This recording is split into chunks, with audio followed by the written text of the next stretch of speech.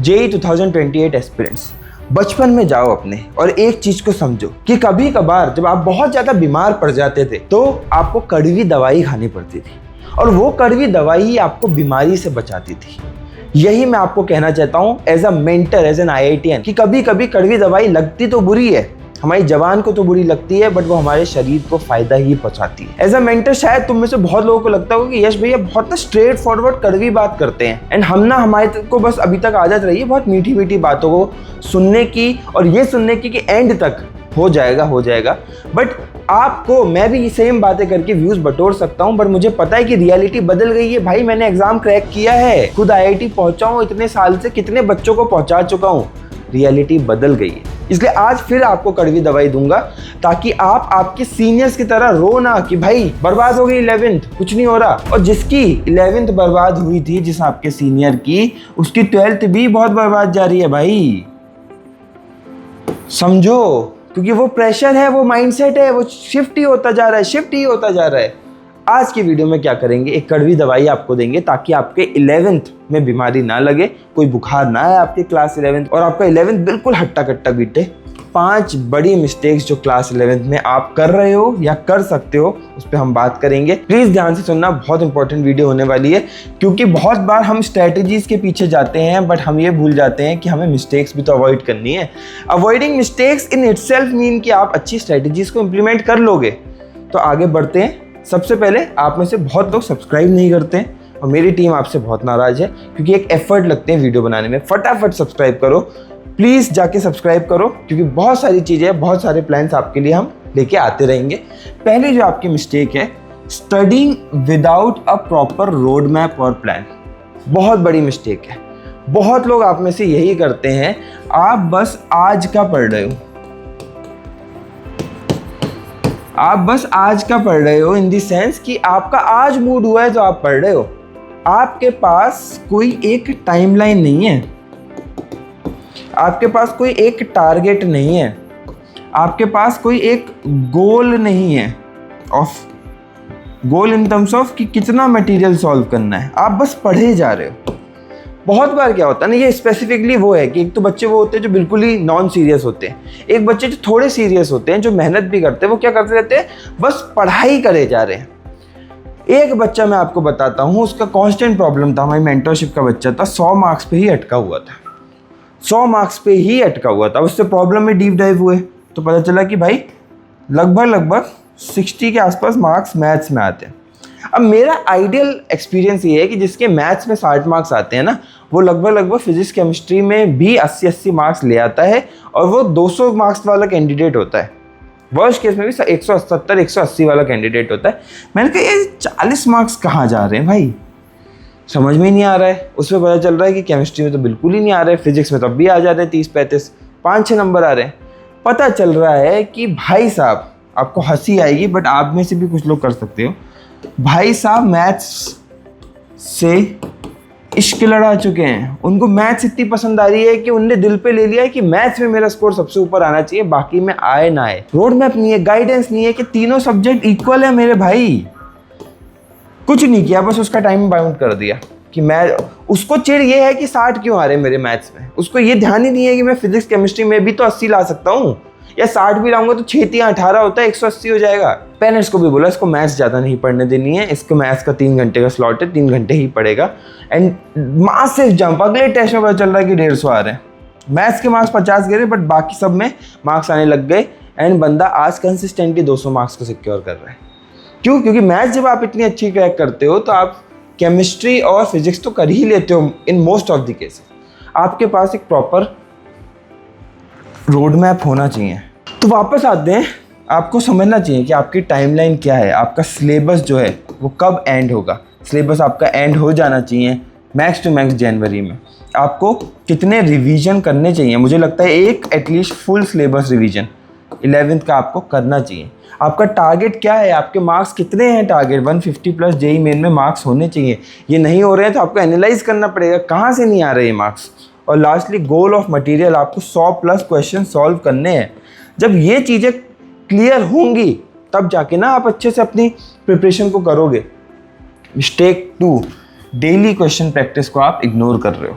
ये मैं बहुत बार बता चुका हूँ, आपको फिर बताता हूँ। डियर स्टूडेंट्स, डियर मेरे बच्चों, आप एक बहुत बड़ी गलती करते हो। आप क्या करते हो? देखो, आप लेक्चर देखते हो, ठीक है, आप लेक्चर देखने के बाद इलस्ट्रेशंस करते हो,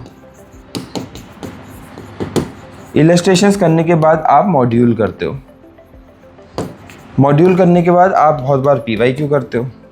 अब यहाँ क्या है ना, यहाँ पे मीठी गोली मिली है, बहुत मज़ा आ रहा है, मेरा टीचर बहुत अच्छे से पढ़ा रहा है, बहुत मस्ती करा रहा है, क्लास में बहुत फुल ऑन इन्जॉयमेंट हो रहा है, इलस्ट्रेशन भी मीठी गोली हो रही है। हाँ, टीचर ने करा the most of the thing, क्योंकि जहाँ से पढ़ रहा हूँ वो मॉड्यूल के टीचर ने इलस्ट्रेशन करा दिए। फिर यहाँ से मैं कर रहा हूँ, यहाँ से कड़वी गोली शुरू हुई, ठीक है, यहाँ की जैसे ही हम आगे बढ़े कड़वी गोली शुरू हो गई, और यहाँ तक गोली बहुत कड़वी हो गई। क्यों? क्योंकि नए क्वेश्चन है, ब्लाइंड क्वेश्चन है, यहाँ मेहनत करनी चाहिए थी आपको ना, ये इस मॉड्यूल में जाना चाहिए था, बट आप इतना ज़्यादा बदमाशी करते हो, आप सिर्फ यहीं पे लूप बना लेते हो। लेक्चर देखता हूँ, इलस्ट्रेशंस कर लेता हूँ, एक दो मॉड्यूल के क्वेश्चन कर लेता हूँ जो इजी होते हैं, और यहाँ पे ही आप अपनी पूरी, नहीं यार मैं तो मेहनत कर रहा हूँ, मैं क्यों नहीं मार्क्स ला पा रहा हूँ। अरे मेरे भाई, इसका क्या, डेली तुमने कितने मॉड्यूल के क्वेश्चन किए, डेली तुमने कितने PYQ लगाए, इसका कुछ टैली है? ये सबसे बड़ी गलती है। क्यों? क्योंकि ये कड़वी गोली है ना। यहाँ आपका हो सकता है कि 10 में से 3 क्वेश्चन 4 क्वेश्चन बने, कोई बात नहीं, इतने ही बनते हैं सबके, डाउट सॉल्विंग तो कर। बचे हुए जो 6 से 7 क्वेश्चन है उसको पूछ तो, उसके आंसर्स तो ढूंढ, अपने आप तेरा ये नंबर बढ़ता जाएगा मेरे भाई। ये आप गलती करते हो। थर्ड जो आपकी गलती रहती है वो रहती है not having a fixed routine. एक फिक्स रूटीन ही नहीं है आपके पास। रूटीन के मेरे भाई, तुम कैसे इंश्योर कर सकते हो कि तुम कोचिंग को भी मैनेज कर लोगे, तुम स्कूल को भी मैनेज कर लोगे, तुम प्रैक्टिस को भी मैनेज कर लोगे, अगर तुम्हारी बैकलॉग हो गई है तो तुम बैकलॉग को भी मैनेज कर लोगे, तुम्हें रिवीजन भी करना है, और तुम्हें आगे चल के बोर्ड्स वगैरह पे भी ध्यान देना है। इतनी चीज़ें बिना रूटीन के नहीं होती है भाई मैनेज। अगर a student without a good routine is a ship without a rudder. क्या समझा? अगर तुम्हारे पास एक रूटीन नहीं है, तुम डायरेक्शनलेस होते, जैसे शिप में अगर वो कैची नहीं है, वो हैंडल नहीं है उसका, तो वो किधर जाएगा कुछ नहीं पता। पानी पे, रोड पे थोड़ी है कि सीधे ही जाएगा। शिप पानी पे है, लहरें इधर ले जाएंगी उधर ले जाएंगी, कहीं नहीं जा पाएगा। वो जो रडर होता है ना उसका, वही उसको डायरेक्शन देता है कि नहीं भाई इधर जाओ। आप विदाउट अ रडर शिप बन जाओगे अगर आपके पास एक रूटीन नहीं है। मैं बहुत ऑनेस्टली बोल रहा हूँ, बहुत ज़्यादा कंसर्न से बोल रहा हूँ, क्योंकि अभी आपको हो सकता है कि जेई प्रिपरेशन रोज़ी लग रही हो। ये रोज़ी प्रिपरेशन कब आपके लिए एक कांटों वाली प्रिपरेशन हो जाएगी ना, रोज़ हट जाएगा, रोज़ के कांटे लग जाएंगे आपको। आपको एक रूटीन बनाना है। रूटीन पर हमने ऑलरेडी बहुत वीडियो बना रखी है, मैं बस आपको गोल दे देता हूँ। आपके 2 तरीके के रूटीन होंगे, जिस दिन एक तो स्कूल चल रहा है और जिस दिन स्कूल नहीं है। ठीक है, स्कूल चल रहा है, आप बस डेली प्रैक्टिस पे ध्यान दो, उस दिन का काम पे ध्यान रखो, 3 आवर्स की सेल्फ स्टडी कर लो, बस बहुत है। मैं तो वैसे भी तुम्हें सब प्रैक्टिकल चीज़ें बताता हूँ, क्योंकि व्हेन यू योरसेल्फ क्रैक, तो आपको पता होता है कि क्या प्रैक्टिकली हो सकता है। आपने कोई चैट जीपीटी से स्क्रिप्ट नहीं निकाली है कि भाई ये ऐसे हो जाएगा वैसे हो जाएगा। इस दिन क्या करना है, इस दिन आपको एटलीस्ट 6 to 8 आवर्स की सेल्फ स्टडी करनी है, और यहाँ पे बेसिकली आपको रिवीजन, बैकलॉग, इन सब चीज़ों पे फोकस करना है। आपको टेस्ट देना है, आपको अपनी प्रिपरेशन के मार्क्स, ये प्रिपरेशन में बनाए रखेगा, ये प्रिपरेशन में मार्क्स बढ़ाएगा। सिंपल सी स्ट्रेटेजी, अगर आपको समझ में आती है तो बहुत बढ़िया है। Mistake number 4, only watching lectures. मैं आपको पहले भी बता चुका हूँ, practice is always greater than lecture. Practice is always greater than lectures. आपको ये समझना पड़ेगा। जितनी ज़्यादा प्रैक्टिस करोगे उतना अच्छा रहेगा। देखो, लेक्चर्स बेसिकली ना हमें फेमिलियर बनाते हैं किसी टॉपिक से, हमें बेसिकली कुछ यूज़ केसेस बताते हैं, हमें ये बताते हैं कि क्या कॉन्सेप्ट है, क्या बेसिक्स हैं, बट उसके आगे, फेमिलियरिटी से आगे आपको ना बेसिकली डिफरेंट यूज़ केसेस पे क्वेश्चन बनेंगे। ये यूज़ केसेस पे आपके क्वेश्चंस बेसिकली आप प्रैक्टिस जब करोगे तभी। मैं क्यों बोलता हूँ 100 क्वेश्चंस आपको प्रैक्टिस करने चाहिए मिनिमम, क्योंकि ब्रेन इतना अच्छा डिवाइस है, इतनी अच्छी मशीन है, 100 × 100 के कॉम्बिनेशन तो वो खुद बना लेगा क्वेश्चंस के। आप 100 क्वेश्चन अच्छे से कर लो, वो ऐसा नहीं है कि आप उन 100 से बाहर क्वेश्चन आया तो आप कर नहीं पाओगे। ब्रेन उसके सारे यूज़ केसेस को समझ जाता है, समझ रहे हो? जैसे आपके पैर को अगर कभी ठोकर लगी तो आपका ब्रेन आगे कितने भी ठोकरें समझ जाता है ना, यहाँ भी लग सकती है। सेम ये सीन है, और लास्ट आपकी जो मिस्टेक है, running after two many books and resources. आपको 5 से 6 बुक्स पर सब्जेक्ट चाहिए। क्यों भाई, इतना समय नहीं है। आप फिर वो वाली गलती कर रहे हो कि मैथ्स वाला बच्चा मैथ्स में ही बस अच्छा कर लेता हूँ। मैं आपको इस पे आपको ज़्यादा मेरे को ज्ञान देने की ज़रूरत नहीं, मैं आपको सिंपल बता देता हूँ। आपका फर्स्ट मॉड्यूल होना चाहिए, आपका फर्स्ट रेफरेंस मटेरियल, फिर PYQ होना चाहिए, फिर कोई रेफरेंस बुक होनी चाहिए, और ऑर्डर एंड सीक्वेंस भी पूरा सेम ही होना चाहिए। मॉड्यूल से आप PYQ जाएंगे, PYQ से आप रेफरेंस बुक जाएंगे। एंड PYQ अगर आपको कंप्यूटर बेस्ड मोड में करने हैं तो हमने ऑलरेडी टेस्ट ऑन गो पे ये अराउंड 399 रुपीज़ में दे रखे हैं। या फिर आपको कुछ नहीं करना है ना, आपको सब जगह एक चाहिए, आपको टेस्ट भी वहीं चाहिए, आपको PYQs भी चाहिए, कस्टम टेस्ट भी चाहिए, आप टेस्ट ऑन गो का 999 वाला फीचर ले लो। फुल सिलेबस टेस्ट छोड़ के पूरे टेस्ट ऑन गो के फीचर, आपके जो डेली ट्रैकर्स हैं, जो आपके बेसिकली टाइम टेबल बनाने की चीज़ है, सब कुछ आपको टेस्ट ऑन गो पे मिल जाएगी। बहुत बेहतरीन प्लेटफॉर्म है, एक बार चेकआउट जरूर करना। और मैंने आज तक डिस्काउंट नहीं दिया है, बट सिंस JEE 28 वाले बच्चे हो, तुम जल्दी स्टार्ट कर लोगे तो शायद तुम्हारे लिए भी फ़ायदा होगा। यस 10 कूपन कोड तुम्हारे लिए भी इसमें हमने लगा दिया। ठीक है, कोई भी फीचर आप परचेज करो, यस 10 कूपन कोड यूज़ कर लो।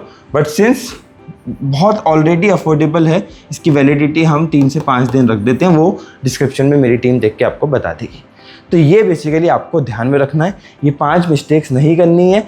आप नई गलतियाँ कर लो, कोई दिक्कत नहीं है, पुरानी गलतियाँ रिपीट मत करो।